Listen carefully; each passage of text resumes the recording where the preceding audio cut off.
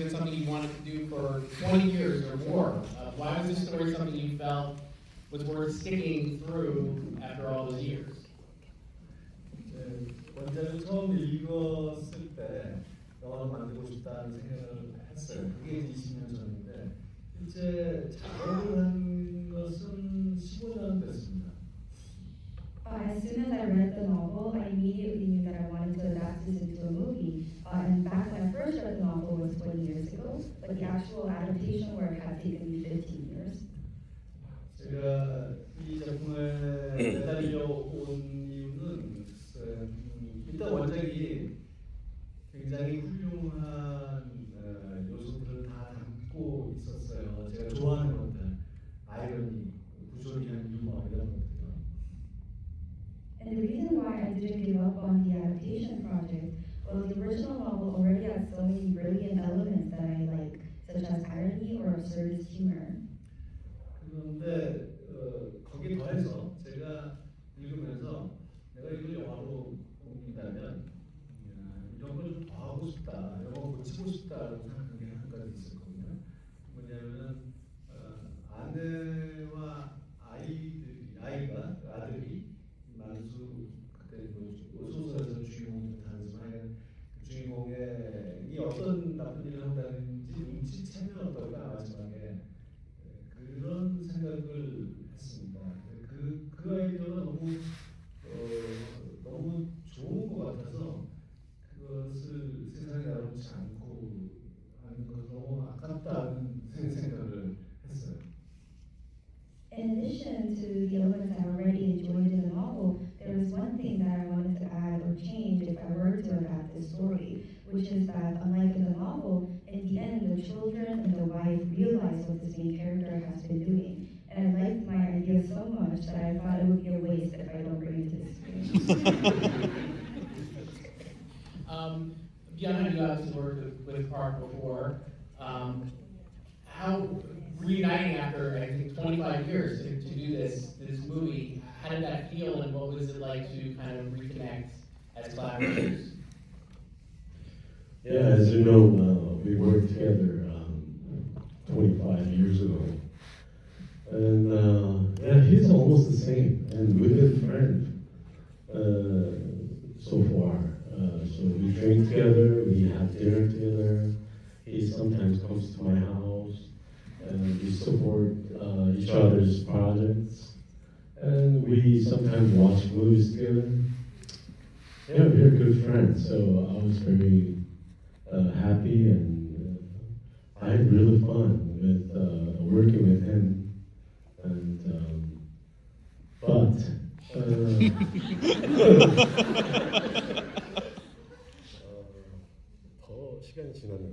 더 시간이 지나면서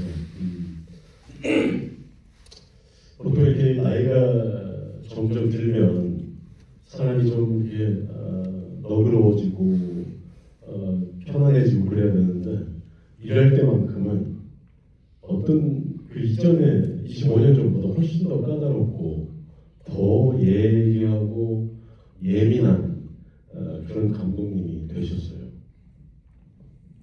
As more time passes and you age, you expect someone to become more generous and more comfortable.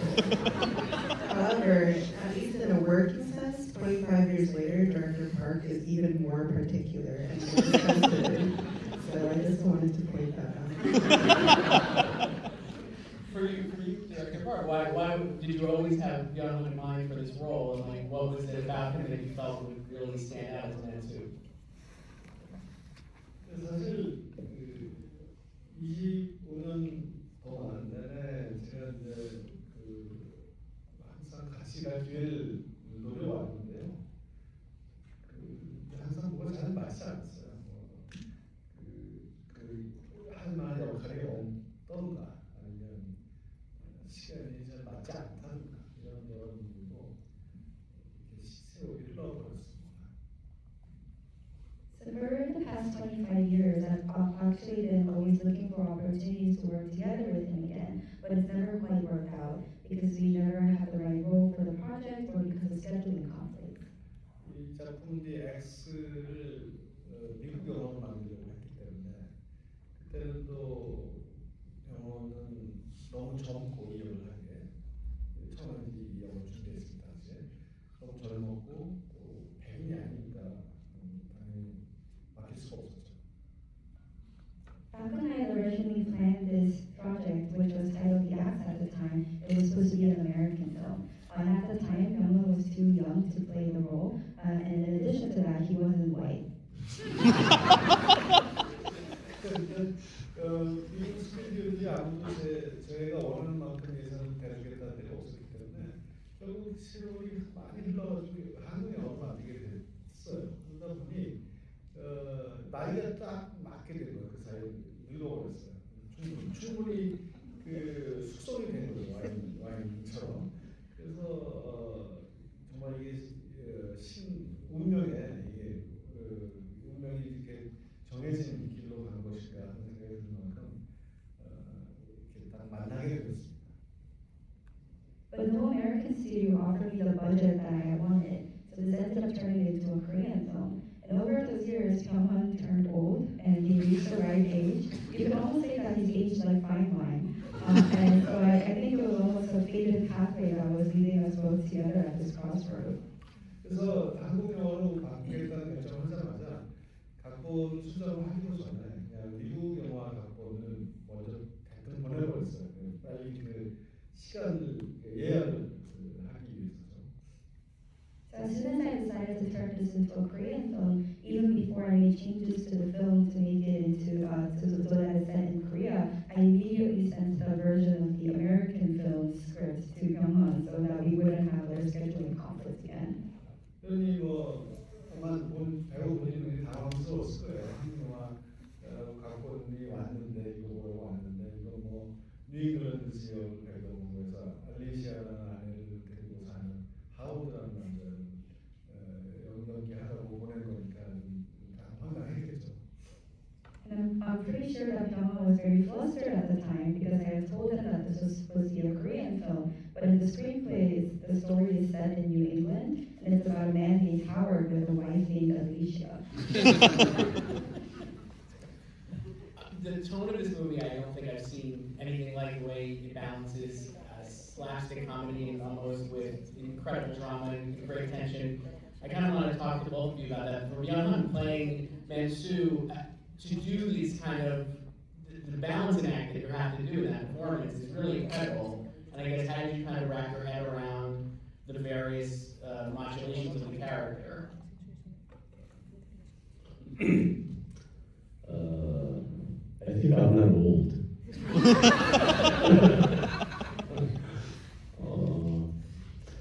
이 영화에서 이제 코믹한 그런 부분들이 참 많아요. 굉장히 이 영화가 주는 독특한 매력이라면 웃음이 터지기도 하지만 그 웃는 와중에 굉장히 씁쓸하고 또 굉장히 우울한 감정이 베이스로 깔린 상태에서 또 웃음이 툭 튀어나오기도 하고 그런 아주 독특한 영화였던 것 같아요. Of course, this film has a lot of comedic aspects, but I think what makes the film truly unique is the fact that even in funny moments, you really feel that bitterness at the end of a scene, and even in depressing moments, you feel laughter coming on. 코믹한 장면이 많은 영화일수록 배우가 혹은 함께하는 스태프들이 가장 주의해야 할 것 중에 하나라고 생각하는 부분은 이것이 웃기는 상황이다라고 생각하기 때문에 관객들을 웃기기 위해서 자기도 모르게 모두가 다 힘이 들어가는 순간이 있어요. 그런 부분들을 저는 가장 조심스러워했고 신경 썼던 것 같아요.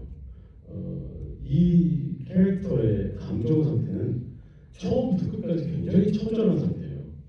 정말 자기가 살기 위해서, 자기의 가족을 지키기 위해서 처절하게 싸우는 그런 어떤 투쟁의 과정이기 때문에 보는 관객들은 재미있는 웃음이 터지는 순간들이 있지만 그에게는 처음부터 끝까지 굉장한 비극으로 저는 생각을 했어요.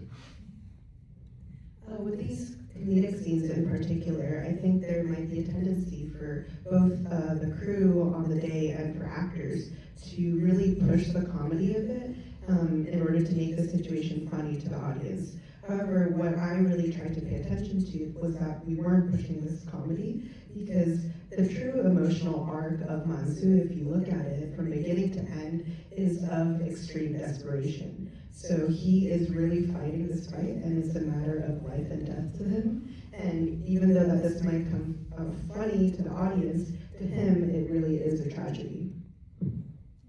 And then I feel like no scene maybe gets that more appropriately, maybe is the right word, or maybe the wrong word, but then I was thinking the Red Dragonfly scene when Mansu first confronts, confronts his first victim. I think that is just a absolutely incredible sequence, probably one of my favorite scenes of the whole year. And the way, again, you balance the tone in there between the slapstick comedy and the tension and the suspense. Can you talk a little about like executing that sequence very far and like how you kind of like constructed that set piece? 감독이자 작가로서 저는 이제 처음 그 씬을 만들 때 제일 먼저 고려했던 것은 이게 영화의 한 복판에 있다는 겁니다. 딱 중간에 있기 때문에 자칫하면 조금 지루해질 수도 있는 그 타이밍이에요. 그때 뭔가 이런 강한 씬이 하나 배치되어야 할 필요가 있다. As a writer and the director of this project, the first thing that I was considering in regards to the scene is that this is structurally right in the middle of the story in terms of the running time of the film as well. So right about when the story starts to perhaps feel a little boring to the audience, I realized that you needed a strong scene to drag them back in again. 그리고 첫 사례이기 때문에 만수에게 이것이 굉장히 중요한 순간이잖아요. 그래서 만수의 확고한 그 목적이 있는데 또 그것을 수행하는 능력은 없는, 준비도 부족하고 그걸 그 스킬도 없고 겁만 잔뜩 먹고 있는 그런 심리 상태를 설명해야 되는 장면이죠. And because this is Mansu's first murder, it was a very important scene for the film as well. Mansu has a clear goal, but he doesn't have the capabilities and the skills to properly execute them. Instead, he's just filled with fear. 그래서 만수는 총소리가 크게 동네를 울리면 안 되니까 소음기를 준비할 필요가 있는데 어디서 뭐가 될지도 모르고 우리가 장갑을 잔뜩 준비를 합니다. 그래서 아이들하고 놀 때 사용했던 크리스마스 때 썼던 산타클로스 장갑도 끼고 그 아내가 사용하는 모건 장갑도 끼고 그런 식으로 준비를 하죠. And he has to hide the sound of the gun from the neighbors, but he doesn't know where to get a proper silencer, which is why he just grabs anything that he could find from his house. So like the Santa Claus gloves that he used with his children, or the oven from the kitchen. 그런데 이제 저는 관객한테 그 장갑 안에 뭐가 들어있는지를 좀 보여주고 싶었거든요. 그러니까 음악 소리를 크게 키우면 사이렌스가 불필요해지니까 장갑을 벗어도 되겠다. 그런 생각을 하면서 이제 음악을 키운다는 아이디어를 떠올렸죠. But I wanted to show the audience what's actually lies beneath all of these layers of gloves, which is how the loud music idea came about. Since if the music is too loud, then they wouldn't need a silencer anymore. We can take those off one by one. 그리고 음악이 크니까 대화를 할 때 정말 소리를 질러야 하기 때문에 그 소리를 지르는 모습이 웃기기도 하고 동시에 그 자기 마음속에 있는 이야기를 정말 절규하듯이 하니까 되게 처절해 보이더라고요. And since the music is so loud, these characters have to yell when they're talking to each other. And of course it looks very funny on the screen, but at the same time you can really see them screaming out their deepest thoughts, which also looks very desperate at the same time. 그 중에 제일 중요한 순간은 범버에게 만수가 너는 아내의 현명하지 않은 길을 기르지 않느냐 왜 그리고 돈이 없으면 돈 못 벌면 집이라도 팔아라 마트 가서 짐이라도 날라라 이렇게 말하는 장면입니다. And the most important moment of this scene is when Mansu tells Bumbo, why don't you listen to your wife's advice? And if you don't have money, why don't you just sell the house or work at the supermarket. 그것은 웃기기도 하지만 정말 이 영화의 가장 중요한 대사라고 할 수 있어요. 왜냐하면 만수 본인의 문제를 자기가 잘 알고 있다는 사실이 거기서 드러나 있다는 거죠. And this is a very funny line, but at the same time, it's the most important line of the movie because we discover that Mansu himself knows his problems. 관객은 그 대사를 들으면서 그러면 너는 왜 안 그러는데? 라는 질문 저절로 튀어나오잖아요. Because the audience has to automatically ask him, if you know all of these facts, then why don't you do that for yourself? 만수는 이 자기의 문제를 잘 알고 있으면서도 그쪽으로 해결 방법을 찾지 않고 단순하게라는 방법을 선택한 겁니다. So Mansu knows his problems very well, but he doesn't think in the right direction, and instead decided to go become a serial killer instead. 그래서 관객은 이제부터 만수를 정말 불쌍하게 여기고 그를 연민하면서 그를 응원하는 쪽으로 가야 할지 아니면 얘 정말 문제가 있구나 자기 문제가 뭔지 알면서도 이런 일 선택하는구나 응원하면 안 되겠구나의 길로 갈지 계속 관객은 헷갈리면서 이 장면 이후부터는 그렇게 보게 되는 거죠. And at this moment, the audience must decide if Mansu is so pitiful and sympathetic and that we should root for him, or we can also realize that, oh, this man has a problem and he knows his problems, but he's choosing not to do the right thing. So all throughout the rest of the movie, the audience gets to oscillate between these two states. So great. Can you talk a little about, in terms of that scene too, like making sure all that emotion is landing while having to play it so big while screaming over the music and like the choreography of the action scene, but also having to land that really key component for the performance of the character. 보통 이렇게 코리오그래피가 있는 맞고 때리고가 정확하게 표현이 되는 그런 액션 영화의 그 코리오그래피와 이렇게 개싸움처럼 막 서로 뒹굴고 싸움에 익숙치 않은 사람들끼리 벌어지는 실제 싸움 같은 게다가 1대1이 아니고 2대1로 싸우게 되는 세 사람이 뒤엉키는 이런 장면들은 훨씬 더 힘들어요. 그렇기 때문에 우리는 하루 날을 잡아서 따로 리허설을 했고 또 리허설을 하던 와중에 재미있는 아이디어가 또 나오기도 했어요. When we're doing action scenes, there is very specific stunt choreography that comes with it. So whether it's a hit or a punch, everything is really meticulously choreographed.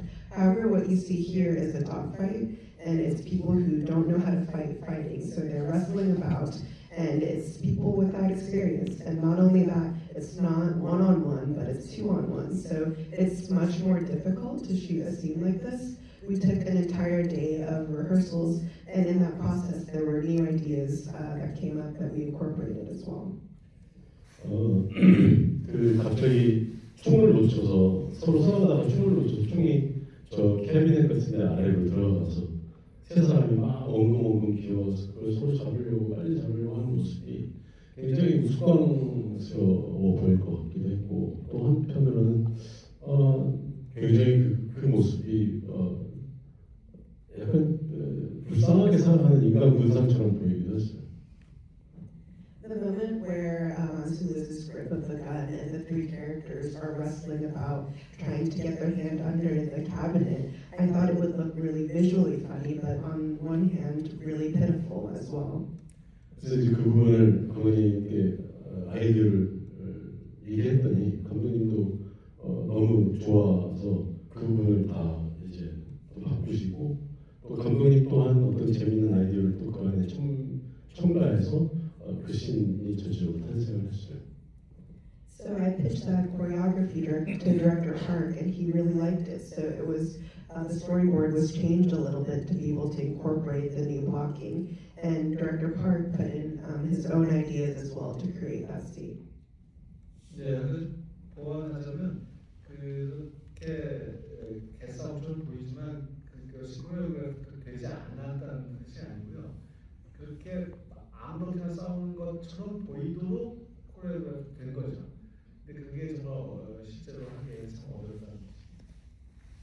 To add on to that real quick, it does come off like a dog fight. It looks like a dog fight, but it doesn't mean that this wasn't choreographed. This was choreographed in a manner where it looked like a dog fight, and that was also difficult to happen. I know we have to wrap up. I have one last question. I know, I'm sure many people in the audience would agree that you're one of the great directors of all time. And I see you say that you felt coming into this that no other choice could be, quote, your defining work. I guess, like, why did you feel like it had that potential, and do you agree with your prior assessment that it would be your defining work now that you've made it? 예, 한국말 속담에 열 손가락 깨물어서 아프지 않은 손가락이 있느냐 말이 있거든요.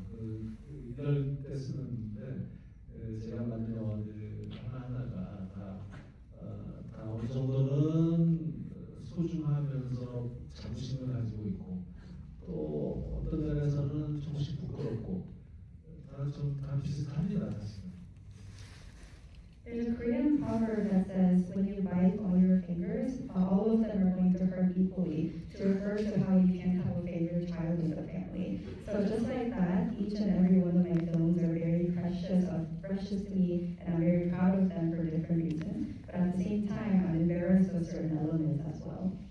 근데 이 작품은 제가 만들었던 작품 제일 코미디가 강한 작품이기 때문에 관객들의 반응이 시각적으로 웃음소리로 느껴지기 때문에 그게 참 제일 다른 점이에요. 그래서 유독 제가 이 작품을 가장 많이 관객과 함께 보고 있습니다. 그래서 많이 봤고 지금 앞으로도 볼 거고요. 그게 제일 다른 점 같아요. 저는 제가 영화를 만들어 놓은 걸 거의 보지 않거든요. 몇 번 이상 있는데 여러분의 그 웃음소리가 정말 저한테는 모자라는 음악보다도 더 저를 행복하게 만드는 소리입니다. But this project had the strongest comedic elements throughout all of my filmography. And what's so special about that is that you can immediately feel the audience's reaction through the sound of laughter. I think that's the biggest difference between this film and my previous works. I've also attended particularly more screenings for this film with audiences more than I have in the past. And because usually I don't like to watch my films many times, but this one I've already watched 10 plus times, and I think I'll watch it many, many more times to come. And every time I hear the audience's laughter, all of your